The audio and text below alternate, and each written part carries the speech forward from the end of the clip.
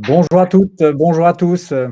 Bienvenue à ce webinaire spécial en ce lundi 16 janvier 2023. Webinaire spécial organisé par Le Cercle avec comme invité spécial Steven Poineau, directeur général de Cara, qui est à l'écran que vous voyez comme moi. On va peut-être encore attendre aller 15 petites secondes. Pour que les dernières arrivants nous rejoignent. Non, bah écoutez, on va commencer parce qu'il y a déjà 4 minutes que le timing a débuté. Donc, bienvenue à tous, bienvenue à toutes. Nous allons passer cette soirée avec Steven, directeur général, je le disais, de Cara, qui est partenaire du Cercle, et bien euh, sur une thématique d'actualité, dans la mesure où le management de transition ou le management de la transition, comme nous dira Steven, est une activité qui a le vent en poupe, hein, vous le savez. Donc ce webinaire s'adresse à la fois aux managers de transition qui débutent leur activité, à la fois aux managers de transition aguerris également, qui pourront retrouver des éléments intéressants, et à la fois aussi à ceux qui se posent la question de savoir s'ils veulent faire du management de transition. Voilà, donc on va travailler sur cette, comment dire, cette thématique que je vais vous montrer, mettre à l'écran, hein, que vous avez vu sur LinkedIn certainement. Euh, Épanouissez-vous en tant que manager de transition et donnez un nouvel élan à votre carrière. Alors, on va tout de suite voir l'agenda qui nous attend sur l'heure qui vient. Je vais présenter en une minute le cercle. On va passer l'essentiel, hein, de cette soirée-là avec Steven et son invité qui nous présentera. Vous poserez vos questions-réponses au fur et à mesure, bien entendu. On fera un petit sondage, comme d'habitude, Rôti Express, pour connaître votre niveau de satisfaction. Et on conclura la soirée. Allez, je commence d'emblée par vous présenter en une minute le cercle, pour ceux qui ne le connaissent pas. C'est une initiative lancée il y a il y a 2 ans déjà, qui propose aux managers de transition un ensemble de services pour leur faciliter la vie. Vous faciliter la vie, pardon, que ce soit pour trouver une mission, pour réseauter, échanger, partager entre nous, gagner en visibilité et se former, s'informer. Voilà, dans l'objectif d'accélérer vos recherches de mission, nos recherches de mission. Je suis manager de transition également, et pour consacrer l'essentiel de notre temps, non pas sur Internet à trouver de l'information, mais au contact des entreprises de management de transition ou au contact aussi des entreprises clientes, puisque vous savez que le 50% du marché se trouve en direct auprès des entreprises clientes. Voilà, les services les plus prisés, je vais vous en montrer 2 ou 3, sont l'annuaire des entreprises de management de transition avec Cara, qui est en bonne position, qui est partenaire du Cercle, tout comme Réseau 137 que vous voyez là-haut. Vous avez toutes les informations sur les 111 cabinets qui peuplent cet annuaire, et puis également toutes les informations sur les 387 euh, consultants, partners, talent managers qui peuplent ces cabinets ou ces entreprises de management de transition. Et puis, troisième et dernier service que je vous présente, je ne vais pas vous présenter les 50 qui sont à votre disposition, mais les offres de mission, et on en parlera avec Steven tout à l'heure, eh bien, les offres de mission qui vous sont proposées tous les soirs.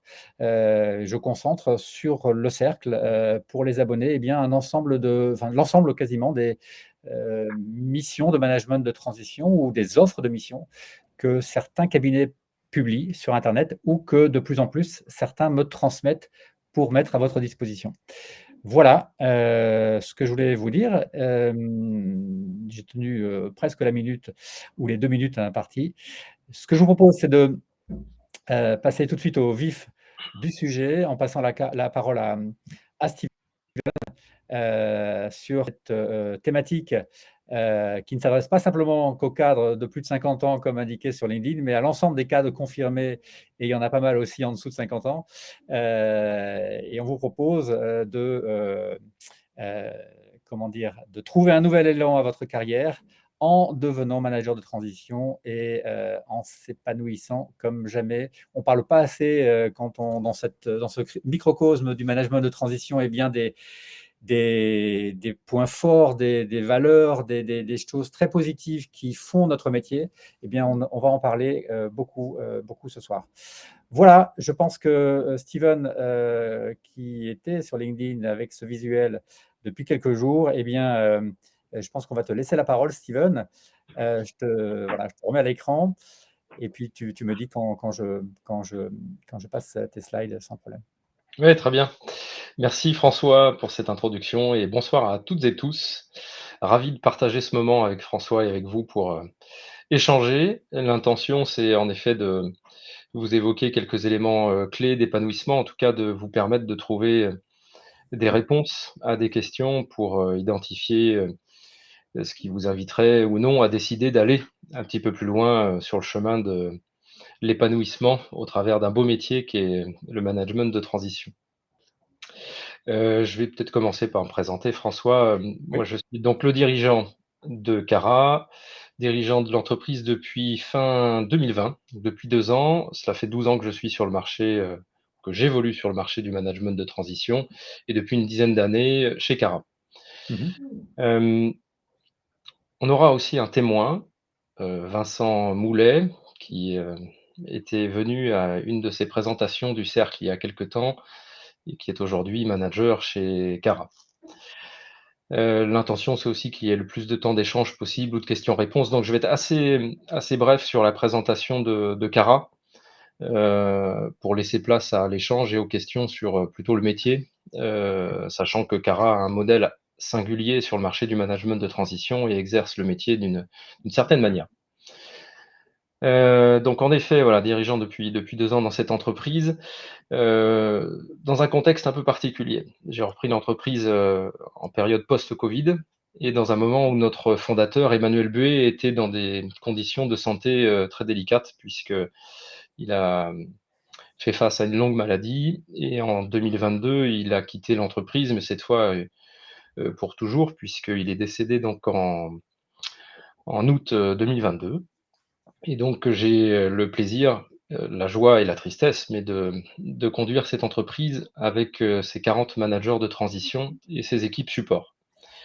Donc, une transmission a été réalisée, à moi-même et ses ayants droit. Cette entreprise, elle naît en 2009. En 2009, c'était H3O. Donc vous avez encore des logos Cara by H3O et la marque Cara qui progressivement va quitter le je dirais l'indice H3O. C'est à l'origine en 2009 une association de 3 entreprises H3O Richesses Humaines basée à Nantes, qui est le fruit d'une réunion entre 3 associés dans le monde de la formation, du recrutement et du management de transition. Donc Emmanuel Buet a été à l'origine de cela avec Philippe de Clerville et c'était suite à une première histoire pour ceux qui en ont connaissance. Une première histoire qui a commencé en 2004 au sein du groupe MFT, où Emmanuel Buet était dirigeant salarié de MFT et actionnaire minoritaire. Et c'est là qu'a germé un modèle d'entreprise de management de transition très particulier, à savoir de s'entourer d'une équipe de managers expérimentés qui ont vocation à développer des compétences pour exercer un métier qui est celui de transformer les organisations par le management et de salarier en CDI les managers au sein du cabinet. On va y revenir. Et Euh, donc, je peux Steven, t'inviter j'ai à... Oui. l'impression qu'il y a un petit souci de connexion Ah, de nos participants qui, j'ai l'impression, patientent. Ah voilà, non, on me dit que le nombre de participants est passé à 73, donc confirmez-nous dans le chat si vous voulez bien que vous êtes désormais en ligne et que vous nous entendez, euh, s'il vous plaît. Voilà, j'ai une personne qui me dit que ça marche bien de son côté. Si vous pouvez nous confirmer dans le chat euh, que vous nous entendez bien. Voilà, écoute, on va continuer, Steven. 77, nous dit Régis Gouraud. Merci, Régis. Allez, continuons, pardon. Je t'ai coupé. ça marche Poursuivons. bien, ça Voilà, marche. voilà. 78, OK. Désolé, pardon, pour les amis qui nous rejoignent. Vous êtes 78-80 en ligne. Il y a peut-être eu un problème de connexion au début. Donc, on poursuit l'intervention de Steven qui nous parle du management de transition. Vas-y, Oui. Steven. Donc, je vais avancer sur l'entreprise Cara pour ceux que ça intéresse de découvrir cette entreprise et le modèle en quelques minutes. L'entreprise Cara, c'est aujourd'hui donc 40 managers de transition. C'est une entreprise qui s'est développée sur le territoire national, basée à Nantes pour son siège social, mais qui a plusieurs bureaux. Le bureau que j'avais ouvert en 2012 à Paris, Île-de-France, un bureau ensuite à Reims, puis à Lyon en 2014 et puis 2016 à Toulouse.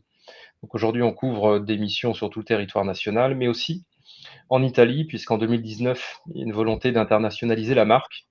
Et nous sommes associés à un grand cabinet fiscaliste et d'expertise comptable, Simonelli Associati, avec qui nous sommes associés, et nous avons un bureau à Milan, avec une quinzaine de managers de transition en Italie. Tu peux ouvrir, si tu le souhaites, ou si tu en es d'accord plutôt, François. Bien entendu, mais je le souhaite et j'en suis d'accord. Pardon. Tu me dis quand là, voilà, je reste sur la première slide ou je passe à la seconde? Oui, tu peux passer à la vision métier. Ouais. Hop, le petit. Ah ben non, pardon, le slide est là. Petit peu Donc en fait, souci. l'origine du modèle et son originalité est portée par la vision en effet d'un fondateur, Emmanuel Buet, qui très tôt considérait que pour s'épanouir dans ce métier et accompagner des organisations à se transformer, il fallait se détacher d'un certain nombre d'enjeux de carrière, d'enjeux personnels, d'enjeux de pouvoir, et que euh, le modèle que nous avons économique de disposer d'une équipe de managers dédiés permanents euh, tendait à résoudre. C'est-à-dire euh, voilà, en effet, se détacher des enjeux de carrière, mais aussi des enjeux de la recherche de la mission d'après, puisque devenir manager de transition, il y a une quinzaine d'années, relevait d'une certaine forme de précarité. Et donc, une question que nous allons aborder tout à l'heure, c'est est-ce que c'est un véhicule d'emploi ou un véritable métier? En tout cas, cette vision métier de départ nous a guidés, nous guide encore et nous guidera pour les prochaines décennies, puisque très tôt, on a considéré que devenir manager de transition, ça ne se décrétait pas, mais que cela se développait. Puisque vous allez intervenir dans un contexte nouveau, dans des conditions nouvelles, avec des hommes et femmes que vous découvrez, des environnements parfois managériaux ou des secteurs aussi d'activité inconnus auparavant. Donc, ça nécessite une certaine forme d'humilité pour intervenir dans un temps limité. Et donc, l'idée est bien d'exercer une prestation de service de management opérationnel. Et je ne sais pas si tu es sur le slide, François, puisque je ne vois pas le document de Oui, mon mais côté. justement, il y a un petit souci de slide que je suis en train de recharger. Donc, Écoute, j'avance. voilà. Peu importe, hein, j'ai pas besoin du support, c'est plus pour Oui, que je libère vous pour puissiez l'instant, mais c'est en train de recharger une voir autre version. l'image. Voilà. Donc, notre vision métier, c'est d'exercer des prestations de services de management opérationnel qui visent à transformer des organisations dans un temps qui va être limité par un contexte et des enjeux d'un client. Et tous les mots ont leur importance, c'est-à-dire qu'on est bien sur une posture de prestation de service, nous ne sommes pas dans une logique de fonction, mais bien de prestation. Et on va éviter tout lien de subordination et limiter les pouvoirs, on va dire, hiérarchiques ou de sanctions, pour citer que quelques formes de pouvoir. L'idée, c'est bien de transformer une organisation par le management. Ce que l'on recherche chez Cara, c'est de délivrer une expertise qui est celle du management et non une expertise technique.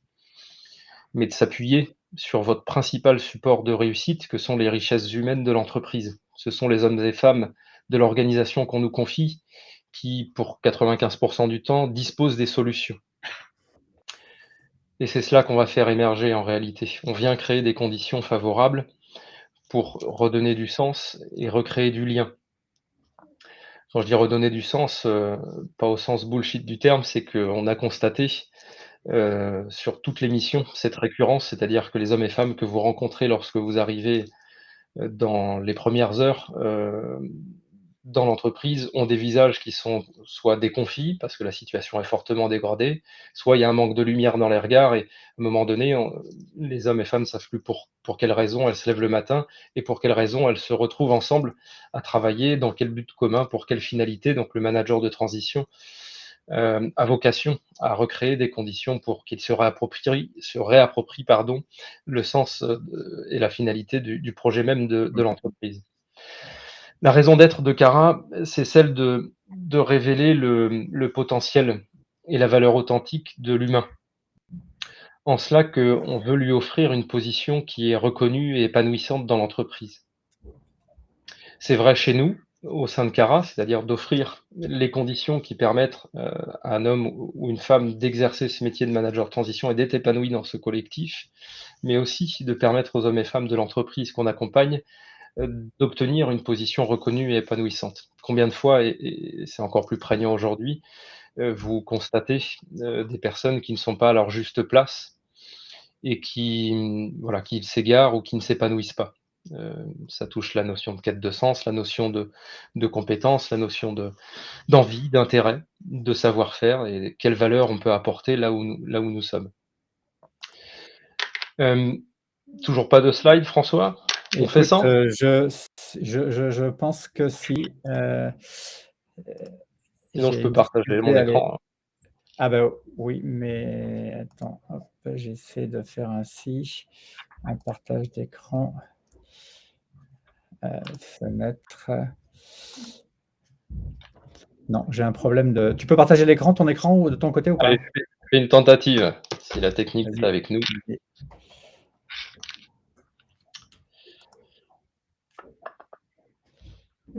Ce sera plus confortable, c'est vrai, avec le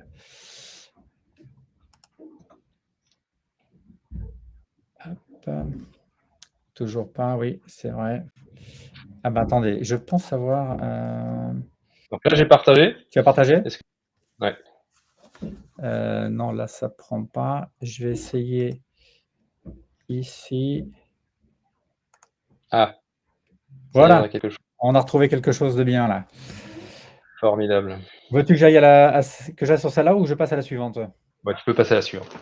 Allez, 1000 excuses, on est sur voilà, on est sur le jeu en question. Du coup, tu peux Vas-y, passer à la suivante parce que celle-ci, elle parle d'elle-même. Il y a OK, que quelques photos, mais une équipe de managers tous permanents, qu'ils soient salariés ou exclusifs. très bien. Salariés ou exclusifs, c'est-à-dire que 70 de nos managers sont en CDI dans l'entreprise. Pour les autres, nous avons, 4 managers qui sont en structure et nous facturent, mais ils n'en sont pas moins exclusifs, tout du moins d'un point de vue moral, pas Mmh. contractuel, mais voilà, depuis de nombreuses années, ou pour celui qui nous a rejoint aussi en structure, l'intention, c'est de travailler exclusivement ensemble. Et pour ceux qui démarrent, généralement, c'est une mission en CDD ou en portage salarial ou en structure, voire 2 missions avant de pouvoir engager une collaboration durable, le temps de pouvoir, en réciprocité, valider, que nos attentes sont bien remplies. Donc 40 managers de transition qui sont répartis comme suit: heu, 70 des industriels, c'est lié, à notre positionnement de manière originelle. Beaucoup de missions dans l'industrie, mais de plus en plus, voilà, un élargissement de l'éventail sur des expertises RH et financières. Dans les industriels, je vais loger aussi, on a simplifié, hein, les graphiques, Mmh.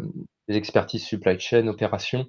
On a aussi, des managers en capacité d'intervenir dans les sociétés de services, on va le voir juste après. Je t'invite à passer à la slide suivante. OK, là voilà. Sur notre positionnement auprès des entreprises. D'origine, ce qui ce qui nous intéresse dans les relations, humaines, ce sont plus particulièrement les entreprises familiales, tout du moins d'actionnariat familial. PME, PMI, ETI et puis des filiales autonomes, c'est-à-dire qu'on intervient pour un certain nombre de filiales de grands groupes, mais qui ont je dirais une certaine forme d'autonomie décisionnelle. Et évidemment des organisations autres type, associations, fondations. Donc Mmh. 20 dans les services et 80 dans l'industrie. C'est une statistique assez stable chez nous depuis 5-6 ans. OK. 20 de nos missions dans l'agroalimentaire, c'est assez prégnant. La plasturgie, tout ce qui est sous-traitance industrielle, automobile, aéronautique. Mmh. Voilà pour quelques données clés. On peut avancer, si Tout à tu veux. fait. Alors l'approche managériale, on va évoquer des approches managériales innovantes au sens que, en effet, si on considère qu'il y a des compétences à développer pour devenir manager de transition, c'est que ce n'est pas parce que vous avez été, une excellente DRH ou directrice d'usine ou un excellent directeur des opérations pendant 20 ou 25 ans que vous serez nécessairement un excellent manager de transition. Cela va nécessiter une certaine stabilité émotionnelle, d'avoir pu résoudre, je dirais des enjeux de carrière et de développer de nouvelles compétences. On voit bien que, si on fait un petit peu plus de ce que l'on fait déjà, on obtient un petit peu plus du même résultat. Nous l'avons constaté aussi chez nous et chez nos clients et d'abord nous nous sommes appliqués à nous-mêmes ce que nous aurions souhaité voir il y a quelques années chez nos clients. Donc on s'est dit: «Tiens, comment on va faire autrement?» Comment on va faire autrement? Bah, simplement, quitter l'approche analytique, classique pour aller vers l'approche systémique, des approches plus globales, plus holistiques pour, intervenir dans des organisations qu'on va transformer, pour lesquelles on va avoir que très peu de temps pour accélérer les dynamiques de changement, en s'appuyant sur les hommes et femmes de l'entreprise. L'intelligence émotionnelle est une des clés qui vient nourrir l'intelligence relationnelle qui est, voilà, vraiment indissociable de la notion de performance d'équipe et de performance globale. Le pas de côté qui nous est très cher, on parle de métaposture sans rentrer dans les détails puisqu'on pourrait faire une journée rien que sur ce sujet. Mmh. C'est vraiment de quitter la posture que vous avez eu, l'habitude de développer dans une logique de fonction, pour, régulièrement, je vais utiliser un terme, heu, voilà, c'est une posture assez schizophrène, c'est-à-dire que vous êtes, sur une posture, double si ce n'est triple. Alors attention, on a une citation chez nous qui dit qu'avant, nous étions schizophrènes et maintenant nous allons mieux. D'accord, pas mal. J'en parle d'autant plus facilement que j'ai voilà, une personne atteinte de schizophrénie dans ma famille. Hem, tout ça pour vous dire que c'est une triple position. Vous allez être à la fois dans l'organisation pour couvrir une position managériale dans un temps limité, à la fois sur le bord du cercle, puisque vous allez regarder ce qui se joue dans le système, dans l'organisation, ce qui se joue dans les jeux relationnels au niveau des interfaces, au niveau des relations interservices, interéquipes, pour résoudre une partie des problèmes qui peuvent être dans le périmètre qui vous est confié, et puis à la fois en dehors du cercle, en dehors du système, pour observer en effet, plus largement en quoi le système de management a une part de responsabilité dans les dysfonctionnements que vous allez être amené à résoudre. C'est-à-dire que 9 fois sur 10, vos donneurs d'ordre, ceux et celles qui vont exprimer des demandes de résoudre des problématiques humaines et managériales, 9 fois sur 10, ils sont à l'origine des problèmes qu'ils constatent et qu'ils vous demandent de régler. Le plus sensible en réalité dans ce métier, c'est pas tant de couvrir une position managériale et d'assurer l'opérationnalité d'un job, ça c'est de l'intérim management.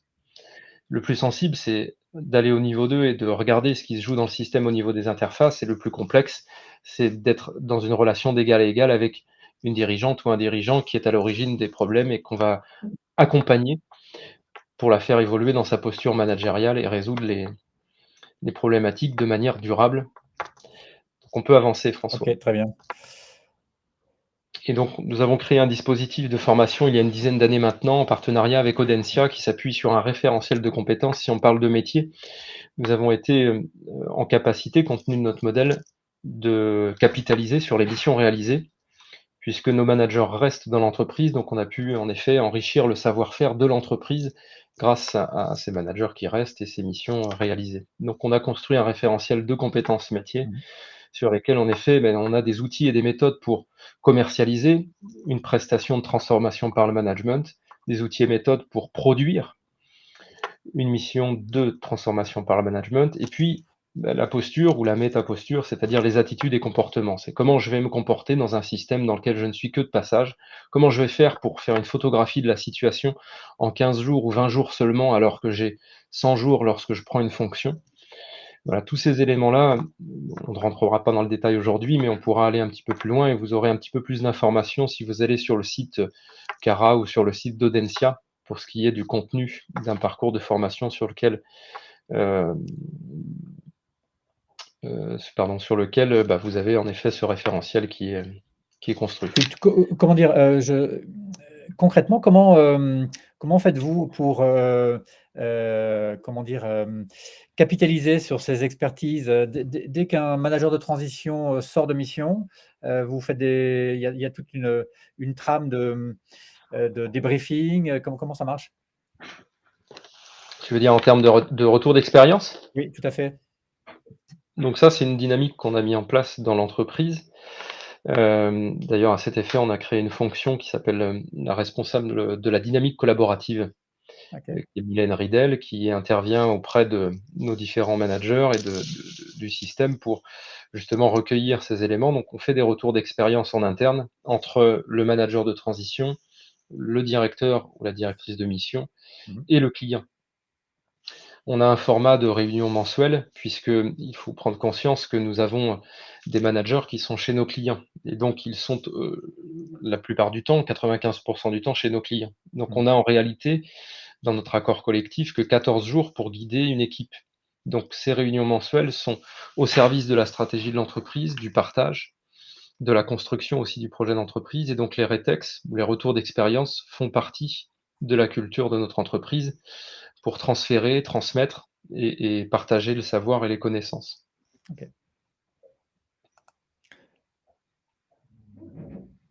Et pour terminer sur la présentation, en effet, voilà les différentes implantations d'autres filiales qui sont dédiées, hem, à la transformation des organisations par des prestations de qualité de vie au travail, d'amélioration des conditions, de santé et de qualité de vie au travail et puis des prestations type coaching, formation. En fait, nous avons réuni un ensemble de prestataires que nous avons d'abord utilisés sur nous-mêmes Mmh mh. pour nous coacher nous individuellement, coacher notre comité de direction, coacher nos managers, utiliser des prestations de facilitation, d'innovation, de qualité de vie au travail et c'est en l'ayant, pratiqué sur nous-mêmes qu'on est plus à même de le proposer à nos clients. Bien sûr. J'espère que j'ai pas été trop long François et je vais du coup inviter peut-être Vincent à témoigner peut-être de je trouve que c'est plus pertinent, et ça sera mieux qu'un Ouais. manager parle de ce qu'il vit, chez Cara ou qu'il vit en tant que manager de transition au travers de nos Allez, différents. je donne la parole, et je mets à l'écran, Vincent. Ouais, Bonsoir à toutes et à tous. Est-ce que vous m'entendez bien? très bien Vincent, impeccable. Alors c'est quoi la différence entre un manager de transition chez Cara et un manager de transition classique, on va dire? Ah, on va dire que c'est Quels sont le collectif en fait. les points forts et les points à mettre, en exergue, oui. Ouais, ouais, en fait, c'est le collectif puisque c'est vrai que le métier de manager de transition, c'est quand même un métier de personne, on va dire assez isolée. On répond à des missions et puis on va intervenir chez le client.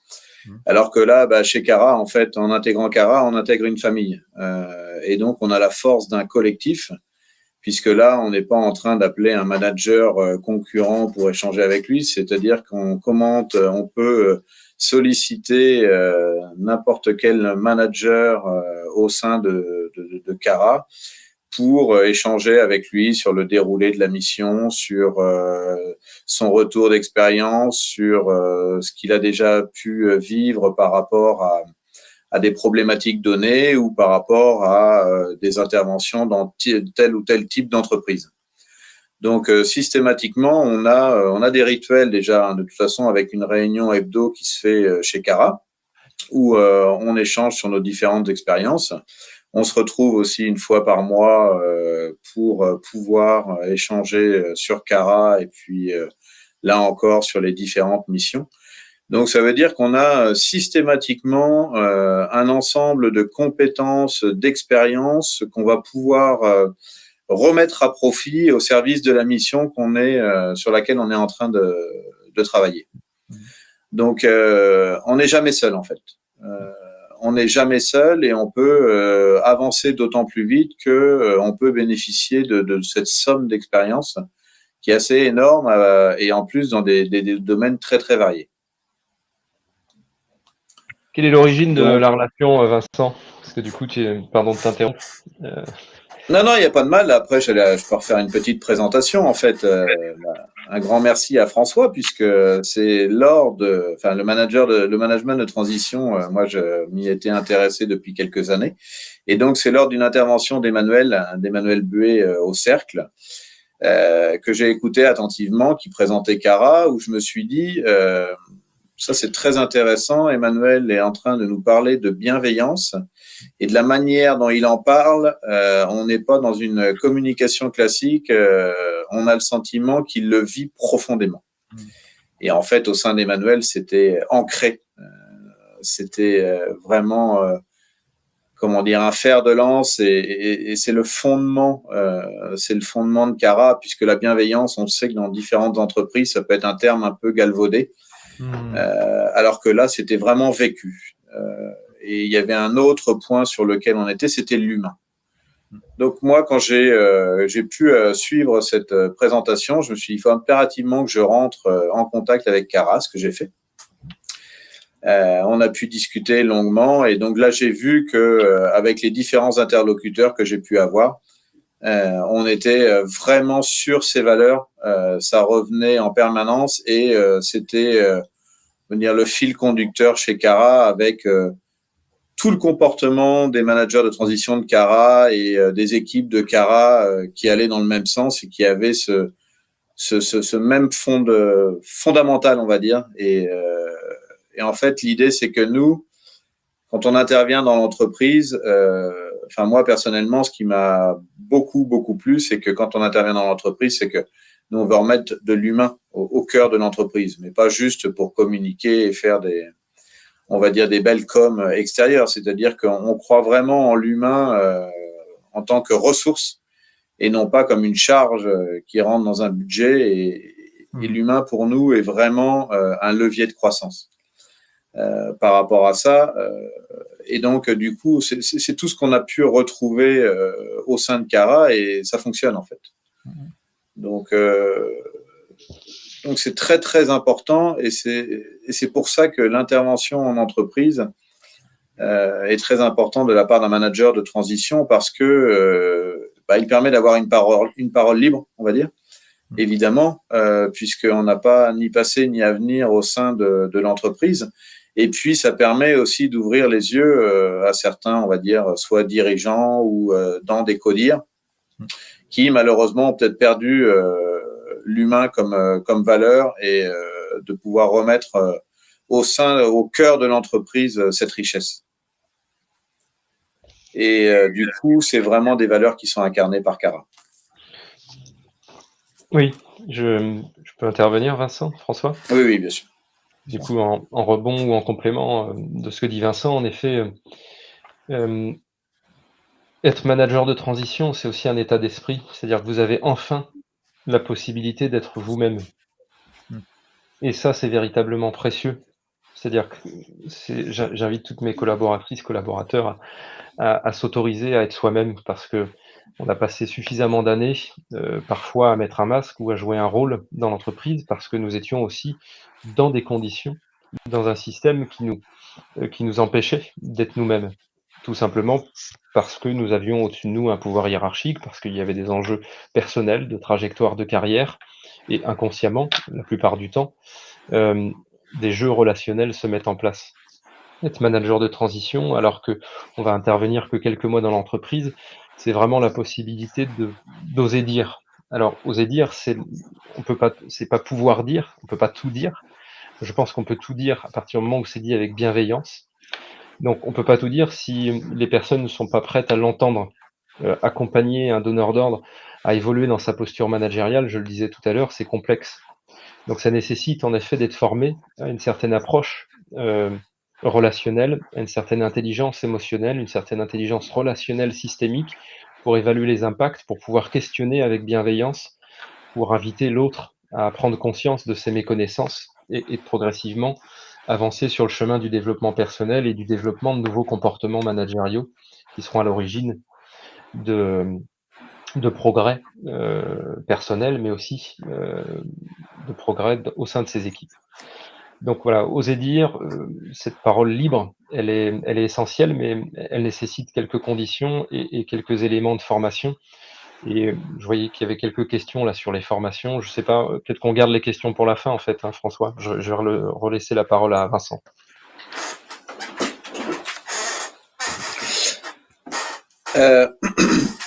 Donc moi, alors pour quelques mots pour le parcours. En fait, j'ai un parcours assez hétéroclite sur l'entreprise agroalimentaire. J'ai pu intervenir dans des industries comme la grande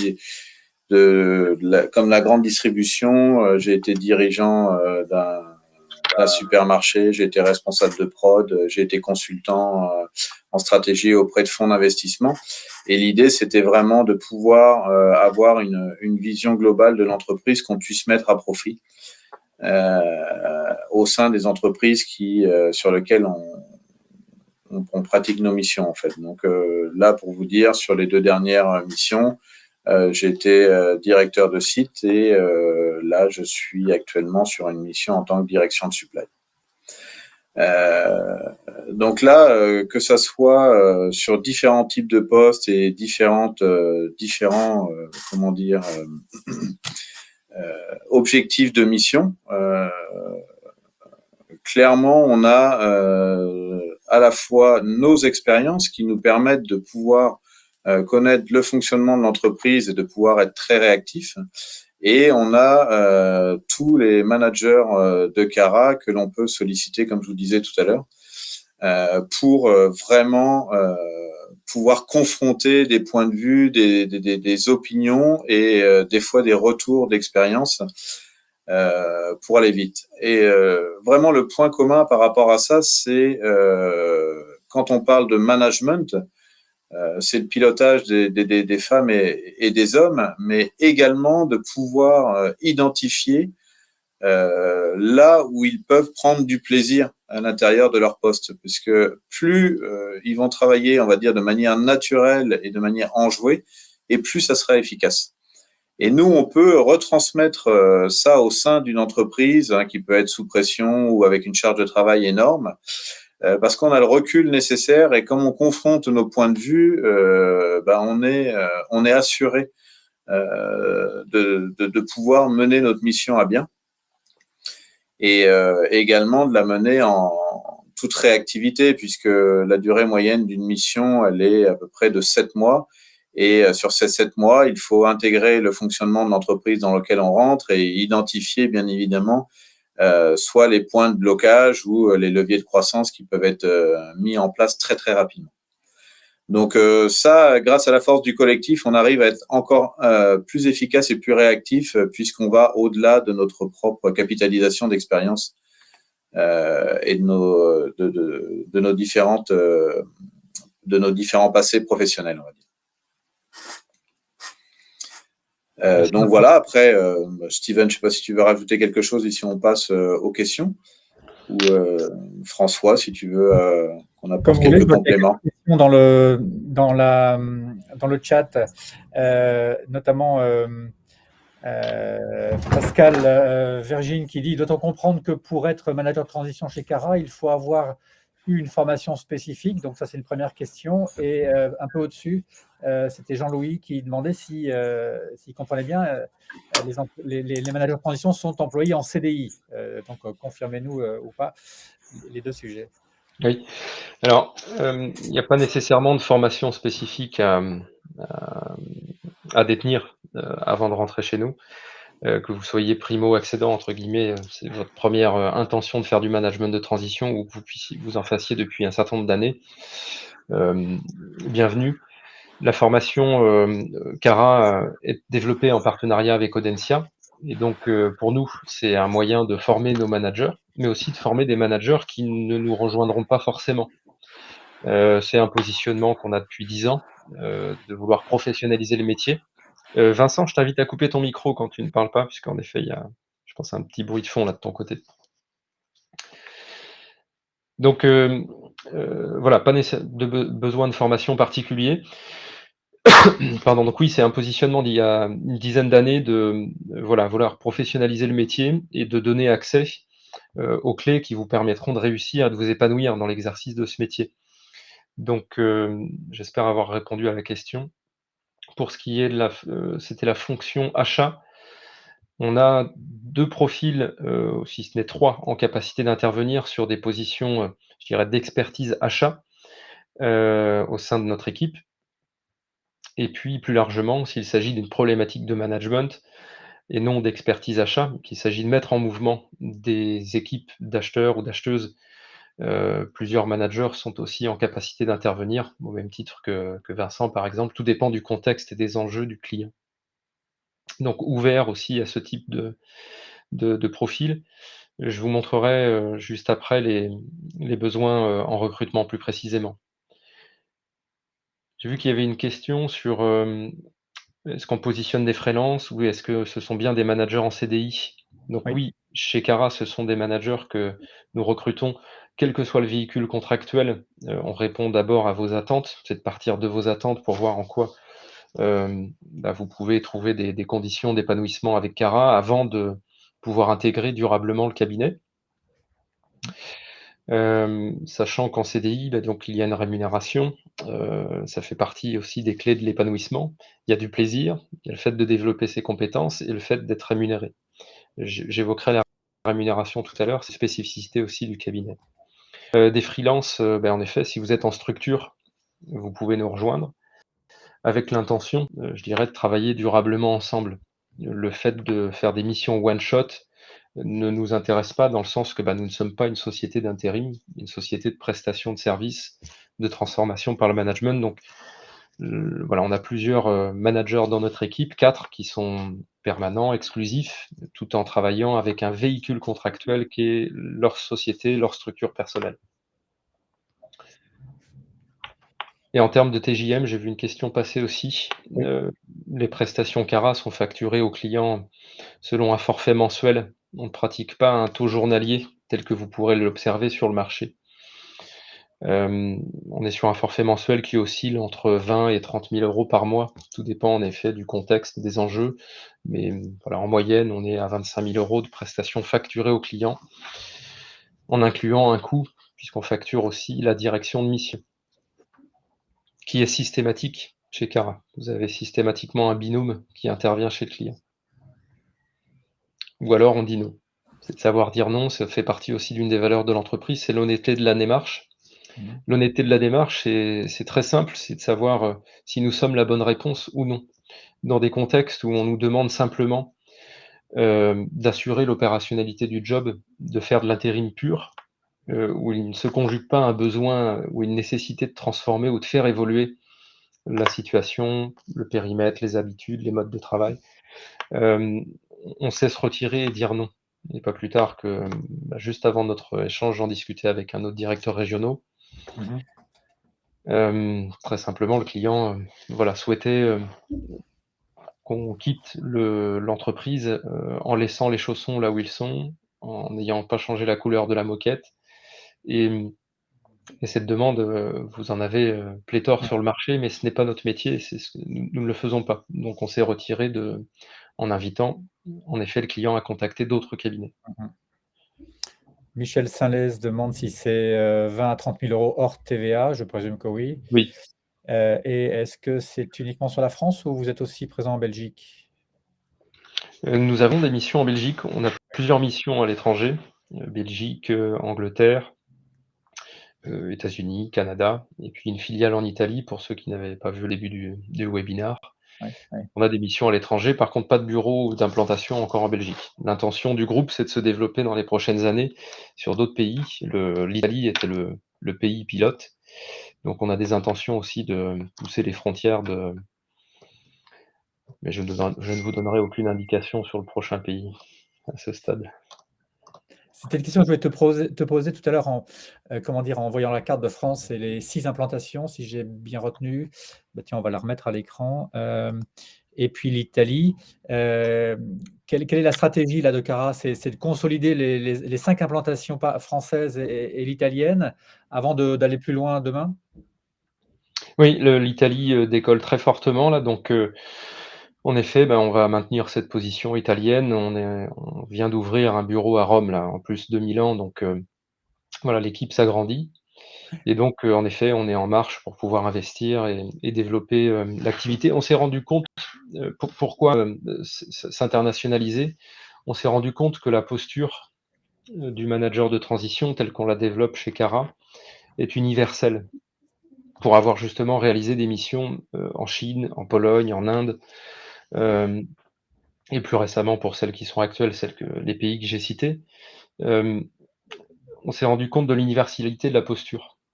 C'est-à-dire à partir du moment où on est plus focalisé sur les intentions des hommes, qu'on est focalisé sur les conditions, du système pour créer je dirais les axes positifs d'épanouissement de chacun, pour simplifier Mmh. et qu'on est attentif à ce qui se joue plus particulièrement dans les relations, quelle que soit la culture. Bien évidemment, il y a une adaptation, ça nécessite une posture adaptative, une écoute, heu, globale et des ressorts émotionnels évidemment. Cela peut en effet donner d'excellents résultats aussi à l'international. Donc oui, une volonté de développement de nos prestations à l'international sur plusieurs pays, sur un même modèle, c'est-à-dire que nous sommes propriétaires des filiales OK, d'un groupe intégré et d'accord, puis une volonté de diversification de l'offre par les prestations de conseil, de coaching. OK. Alors, il y a une question intéressante de Gwenola qui dit qu'en tant que manager de transition, on peut choisir de faire ou de ne pas faire une mission. Est-ce que le fait d'être en CDI chez Cara, le manager a la même liberté de refuser ou pas? Oui, merci de poser la question. Ce qui est délicat, en fait, quand vous êtes sur le marché multi-cabinet et que parce que enfin voilà, je suppose que vous allez vous enregistrer auprès d'un certain nombre de cabinets, si ce n'est déjà fait, c'est à la fois d'être focus sur les enjeux et les objectifs de la mission et de Mmh. trouver la mission d'après et de relancer. Alors, bah, le cercle facilite évidemment et du coup, ça permet d'accélérer ces processus de découverte de nouvelles offres et de pouvoir se Mmh. positionner sur les missions. Mais le la difficulté, c'est de pouvoir dire non, alors même que vous ne savez pas si vous allez avoir une autre opportunité de mission et du coup, vous commencez à faire avec et faire avec, c'est faire avec, bah, peut-être une posture qui nous interpelle ou qui nous dérange chez notre donneur d'ordre en se disant: «Je vais peut-être pas oser lui dire qu'il est, à l'origine des problèmes dont il est en train de me parler». Alors Mmh. évidemment, ça ne se pose pas comme ça le sujet. Je vais peut-être pas oser aller sur le territoire des enjeux personnels, c'est qu'est-ce qu'il est en train de jouer lui dans cette situation? Parce que je risquerais de me mettre en difficulté.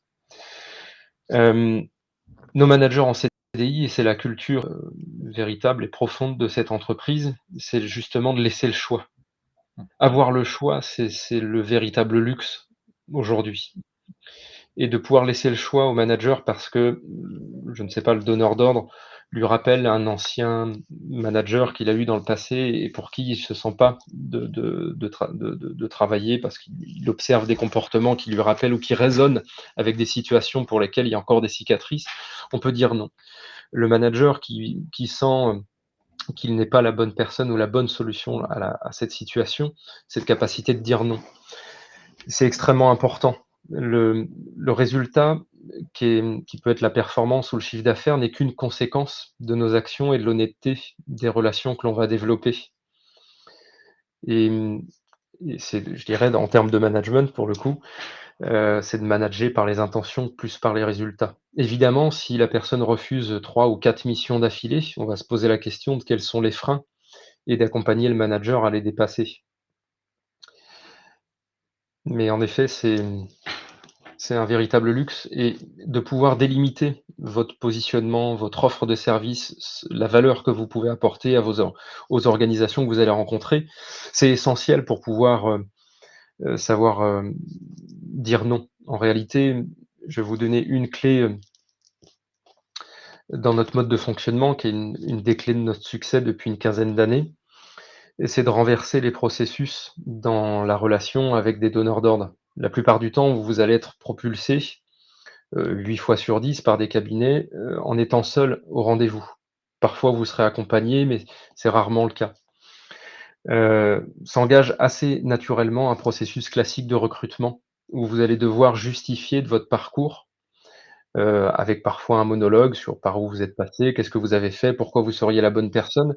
Nous, on part du postulat que dès le premier rendez-vous de découverte, d'exploration des besoins, on ne sait pas si nous sommes la bonne réponse ou si nous sommes la bonne réponse. Donc c'est partir du postulat que nous sommes légitimes de fait, que le manager est légitime de fait pour questionner, explorer et dire à la fin de ce rendez-vous si oui ou non nous sommes la bonne réponse. Et ça, c'est extrêmement important en termes de positionnement pour que vous puissiez vous sentir bien à la fin d'un rendez-vous et voire même de mettre fin à la relation si c'est vous qui êtes dans le questionnement et qui explorez les enjeux. Ce sont vos clients ou vos donneurs d'ordre qui ont un problème, pas vous. Vous êtes là pour, être en posture d'apporter, une prestation. Donc vraiment renverser pardon, l'offre et la demande. Vous êtes offreur de services et ce sont les entreprises qui sont en demande. Et une posture de questionnement, d'écoute active pour très rapidement pitcher sur le fait que vous avez fait le choix d'être manager de transition. Et a priori que vous n'avez pas vocation à rester dans l'entreprise, mais cela vous appartient. Vous êtes peut-être en transition et en recherche de faire coup double, c'est-à-dire, profiter d'une opportunité de mission pour rester dans l'entreprise. Mais dès lors que vous créez un flou, ayez bien en tête que si l'intention c'est de rester dans l'entreprise, que vous allez développer des mécanismes classiques tels que vous l'avez dans une logique de fonction. C'est-à-dire des freins au changement, des résistances, des mécanismes de méfiance. Donc les jeux relationnels, les jeux de pouvoir vont se remettre en place et vous allez perdre en puissance de diagnostic et d'extraction de vérité. Très bien et merci. Alors, Francisco Munoz nous dit, oui, sur les 20 à 30 000 € facturés aux clients, quel est le pourcentage qui revient au manager de transition? Et d'autres questions sont, comment faut-il faire pour postuler, quoi? Enfin, pour, voilà, candidater. Donc 2 choses, chez Cara, on a, un système de rémunération qui a été construit par et pour les managers de transition. Il y a une dizaine d'années, on a posé la question de qu'est-ce qui justifie le fait que, puisque vous restez pendant plusieurs années avec nous, heu, alors que tout le marché à ce moment-là, et c'était encore le cas, hein, rémunère le manager en pourcentage d'une facturation client, c'est-à-dire un taux jour, on applique un coefficient qui est de 20, 30, 40 c'est ce que font les cabinets et puis, heu, ils prennent leur marge, c'est naturel. Mais on s'est posé la question de qu'est-ce qui justifie qu'un manager soit moins ou plus rémunéré en fonction, bah, de la mission qui se présente? Donc on a invité les managers à construire le système de rémunération et je vais assez rapidement au résultat. La rémunération est unique chez tous les managers Cara. Ils sont tous, et je vais le livrer en transparence ici ce soir, ils sont tous rémunérés 85 000 € bruts annuels. Ils avaient tous auparavant des rémunérations supérieures à 100, 120, 150, parfois même plus. Ils sont venus chercher chez Cara non pas une rémunération identique à celle qu'ils avaient auparavant, ils ont aussi résolu un certain nombre d'enjeux financiers ou d'enjeux personnels, pour une grande majorité d'entre eux, et pour d'autres, ils se nourrissent aussi d'un collectif et de tout ce que cela peut apporter. Au-delà de ces 85 000 €, nous sommes en train de remettre en place un système d'intéressement d'ici, d'ici l'été 2023 et puis la possibilité aussi pour les managers de participer, au capital de l'entreprise et de partager le projet de l'entreprise. Donc 23 de nos salariés sont actionnaires de Cara. Pour ceux qui sont en structure, on est sur un rapport 60-40. C'est-à-dire que 60 de ce qui est facturé aux clients, revient aux managers. Donc eux font le choix de ne pas être rémunérés pendant les intermissions, c'est eux qui prennent le risque. Donc bah, en fonction des missions, ils peuvent être mieux rémunérés que ceux qui sont salariés en CDI. Toutefois, c'est eux qui thésaurisent pour, pallier, l'intercontrat ou l'intermission. Donc tous nos managers en mobilité en CDI sont rémunérés, pendant leur période, entre 2 missions. J'espère que la réponse est claire. Oui, ça me semble clair, Steven. Donc c'est une rémunération qui a souvent, interpellé les managers pour ceux qui n'ont jamais réalisé ce métier et qui sont sur des rémunérations supérieures. Ayant en tête que, certes, il y a une forte croissance du marché. Beaucoup vont présenter le management de transition comme un eldorado. Mais si j'ai appuyé mes propos sur la notion de positionnement, d'offre de service, de questionnement et de délimitation de ce que vous pouvez apporter à un client, c'est que, peu en vivent convenablement.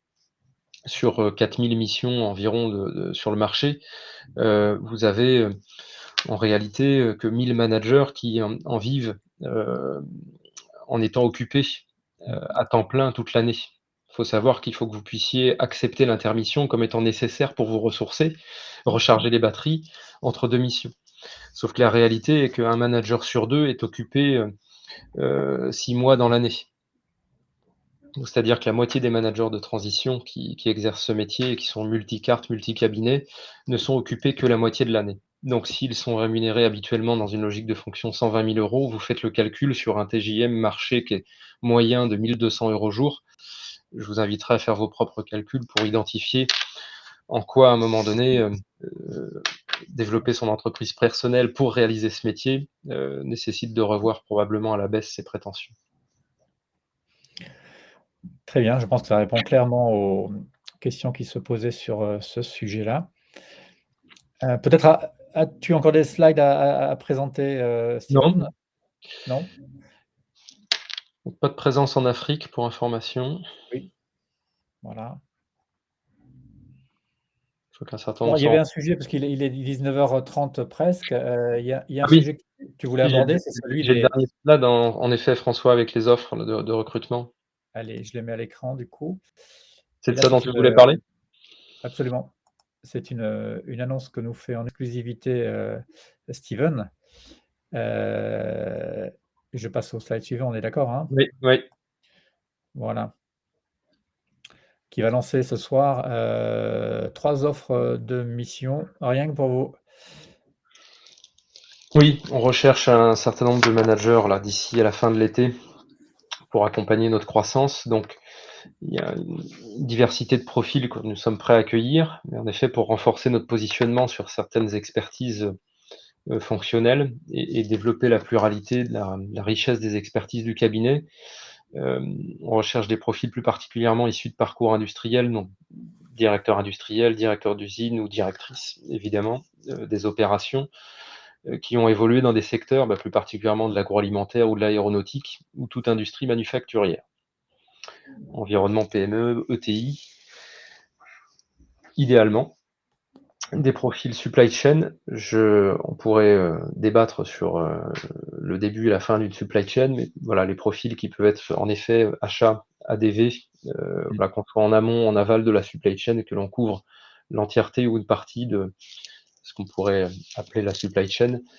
Welcome pour tous les profils financiers avec des expériences qui ont en effet une couverture assez large en termes de périmètre fonctionnel ou de pluralité de fonctions. Vous allez souvent entendre ce mot pluralité, diversité. En fait, ce que l'on recherche, c'est des personnes qui ont une diversité dans les secteurs d'activité dans lesquels ils ont évolué, une diversité dans les typologies d'entreprises dans lesquelles vous avez pu évoluer, une diversité sur les positions managériales que vous avez pu couvrir, une diversité des contextes et des enjeux auxquels vous avez pu faire face. Pourquoi? Parce que toute cette diversité-là nous génère un cuir un peu plus épais pour faire face à l'inconnu. Après, cette diversité, elle peut être en dehors de l'entreprise. Et ce qui nous intéresse, c'est pas tant le CV, c'est la rencontre humaine, que vous ayez bac plus 12 ou bac moins 5, ça nous importe peu. L'important, c'est aussi la rencontre et la diversité des situations que vous avez pu rencontrer parfois en dehors de l'entreprise. On a parfois plus de richesse humaine qui s'est développée dans notre parcours personnel, voire privé, que professionnel, et c'est tout aussi riche, quoi.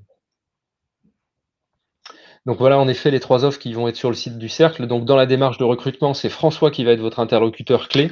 Je Absolument. confie et je mandate François, et je te remercie puisque ça a déjà été un succès. On a, sur la précédente session, 3 managers qui nous ont rejoints, hein, Vincent qui était présent, Bénédicte et puis Thierry. Donc en effet, on renouvelle l'opération.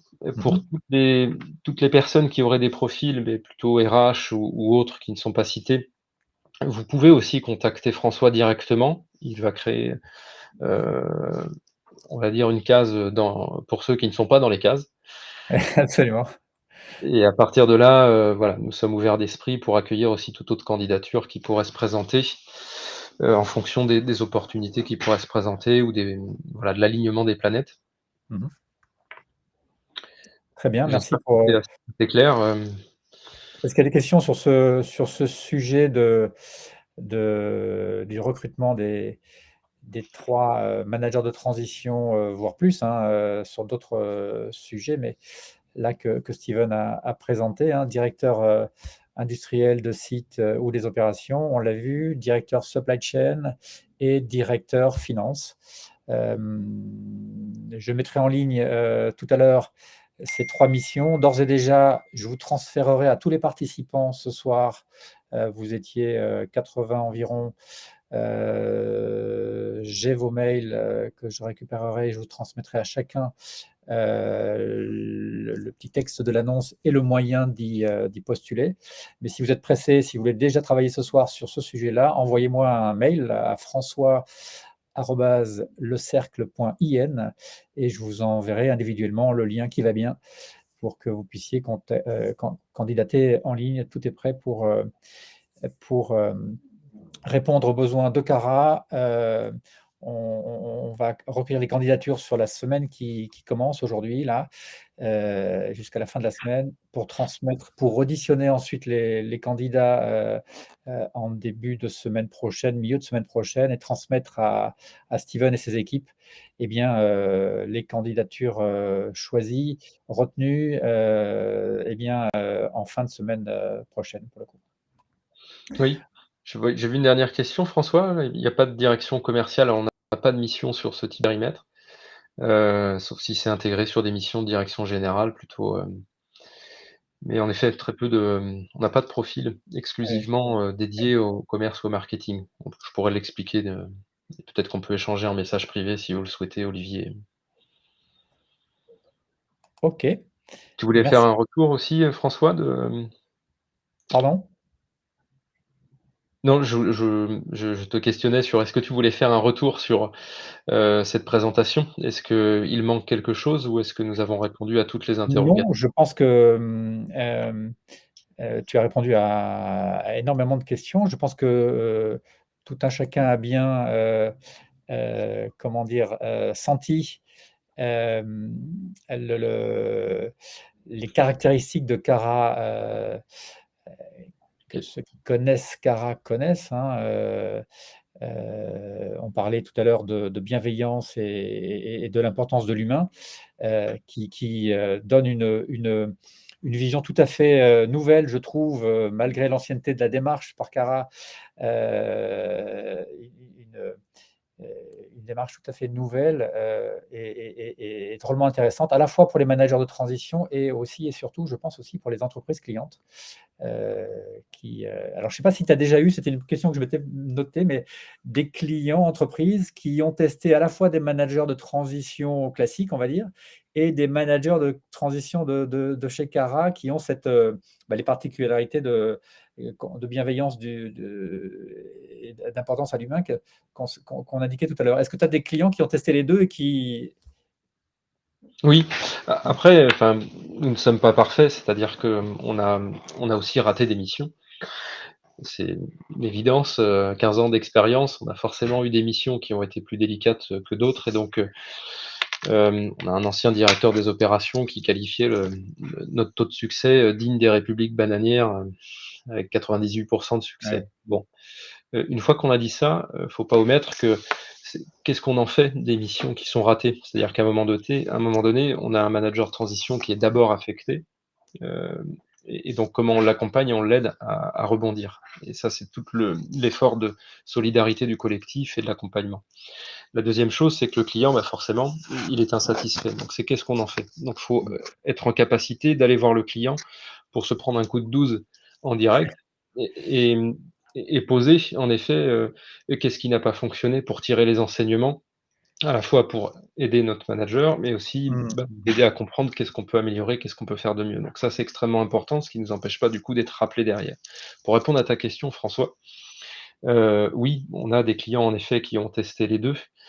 Le mieux, c'est que ce soit eux qui en parlent. Oui, c'est vrai, ça je reconnais Heu, là ta modestie et je peux oui. avancer quelques arguments, mais en effet, je vais plutôt me référer à une étude que nous avions réalisée il y a quelques années, sur l'origine de la valeur ajoutée de l'usage du management de transition.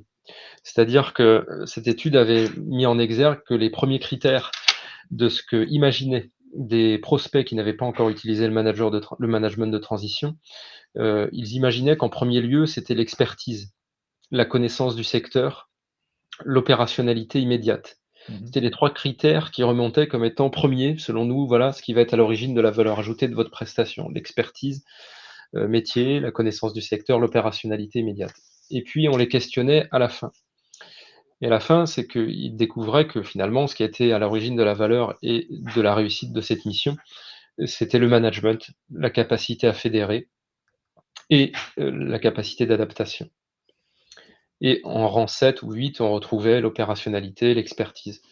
Donc une fois qu'ils ont goûté à ça, ils avaient besoin d'être assurés sur une première mission par le fait qu'on avait un manager qui provenait du secteur ou qui avait une expertise fonctionnelle proche de la position qui était attendue d'être couverte.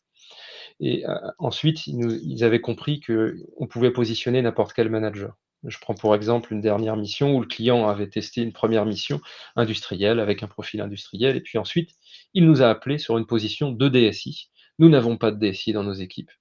Nous n'avons pas cette expertise. Par contre, il s'agissait de reprendre en main une équipe qui était orpheline d'un DSI qui venait de décéder et qui disposait d'un certain nombre de savoir-faire dans ces équipes. Des hommes et femmes qui ont le savoir-faire, qui ont les compétences. Et c'est bien cela dont il s'agit, c'est de mettre en mouvement ceux qui savent faire. Et donc, on a positionné un manager qui n'avait jamais évolué dans le monde industriel, qui n'avait jamais été DSI, et la mission est un véritable succès. D'ailleurs, je peux citer le client, il s'agit de Minitube, il en parle mieux que moi, et c'est un témoignage que vous pourrez retrouver en ligne sur le site de Cara. Très bien. Très bien, merci Steven. Je pense que les personnes te remercient et sont pour certaines en train de nous quitter. Je voudrais simplement terminer la présentation par ce sondage que l'on retrouve à chacun des webinaires organisés par le Cercle.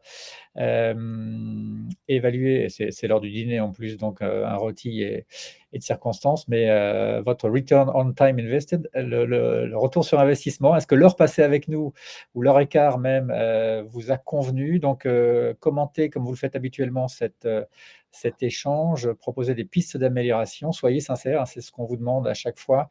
Bien sûr, alors où vous pouvez utiliser ce lien avec l'outil LinkedIn, je l'ignore, sinon je vous l'enverrai d'ailleurs aussi, oui, avec le lien concernant les offres de mission, ou vous pouvez utiliser le QR code qui est à l'écran, et quoi qu'il en soit, je vous enverrai le lien par mail à tous. Voilà, pour ce qui, allez, je vais pas terminer par ces recommandations sur le cercle, si ce n'est celui de suivre l'actualité du cercle sur LinkedIn, commenter les posts, compléter son profil et puis réactiver l'émission. C'est pas très, très important. On va conclure avec le mot de la fin, qu'on peut écrire FIN ou FAIM pour ceux qui veulent passer à table, mais je vais laisser peut-être le mot de la fin à Steven, en remerciant aussi, bien sûr, Vincent, d'avoir participé à cette soirée. Je voulais vous remercier tous les deux, messieurs. Merci François. Remercier les 80 ou 90 participants, mais merci à tous les deux d'avoir consacré cette soirée au cercle et à la présentation de cette originalité, cette particularité que Cara a développée depuis bon nombre d'années, et c'est Emmanuel Buet qui en était à l'origine. Merci de poursuivre cette belle aventure. Elle est belle et je pense qu'elle résonne beaucoup auprès de managers de transition. C'est les échos que j'en avais eu après le premier webinaire que nous avions fait avec Emmanuel il y a 18 mois. Et beaucoup m'en reparlent encore.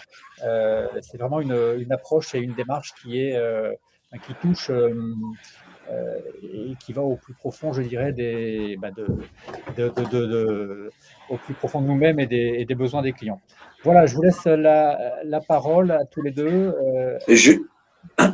C'était juste, je voyais Francisco Munoz qui posait une question si on accompagnait la personne qui allait remplacer le manager de transition. Oui, ça fait partie en fait de la mission. l'accompagnement et puis de participer au recrutement, puisqu'on a été le plus à même de détecter un petit peu le profil qui irait bien pour succéder, on va dire, au manager de transition. Donc, il y a une vraie partie de la mission qui est dans le recrutement et également dans l'accompagnement pour, on va dire, un départ lancé de la nouvelle personne et pour aller au bout de la mission. Voilà. Donc, bonne soirée à toutes et tous et n'hésitez pas à prendre contact avec Cara et merci pour votre attention et creusez bien pour ce métier qui permet de s'épanouir pleinement et de pouvoir faire avancer le monde du travail avec de l'humain et beaucoup de bienveillance. Et ça fait du bien. Merci Vincent. Steven, je te laisse le mot de la fin. Oui, eh bien, merci à tous de votre présence, de votre écoute. Merci pour les témoignages, les retours là que je vois dans le chat. Ce qui me manquait, c'est évidemment quelques visages humains, en dehors du tien, François, que C'est j'apprécie vrai. beaucoup, et en dehors du mien, que je vois assez souvent comme ça le matin. Donc, non, mais vraiment merci à toutes et tous. Avec plaisir d'approfondir les échanges ensemble si il y a quelques questions qui n'ont pas été traitées. Prenez contact avec François. Moi, je serai à votre disposition. D'autres collaborateurs de Cara aussi que vous pouvez contacter pour d'autres types de questions. Mais voilà, François va être votre premier Oui. interlocuteur. Une grande confiance en François. Encore merci de ton invitation. Merci de ce webinaire. Je vous souhaite aussi un excellent appétit. Prenez soin de vous, prenez du plaisir. Ouais. Et en effet, en vous souhaitant le meilleur épanouissement possible dans ce métier. Très, très bien. Merci Steven pour ces bonnes conclusions. Au revoir à toutes et à tous. C'est vrai que l'outil LinkedIn ne nous permet pas de voir et de donner la parole en visu, on va dire, aux participants. Zoom le permet, mais voilà, donc c'est ainsi. On a pu suivre toutes vos réactions dans le chat. Merci à vous. N'oubliez pas donc françois@lecercle.in pour ceux qui veulent avoir dès ce soir le texte, le descriptif des offres de mission qu'on a vues tout à l'heure. Sinon, je vous les enverrai demain à la première heure, bien entendu. Allez, à bientôt. Belle Et grand soirée. merci Steven. À bientôt. Merci François. Au revoir. Ainsi que Vincent, bien sûr.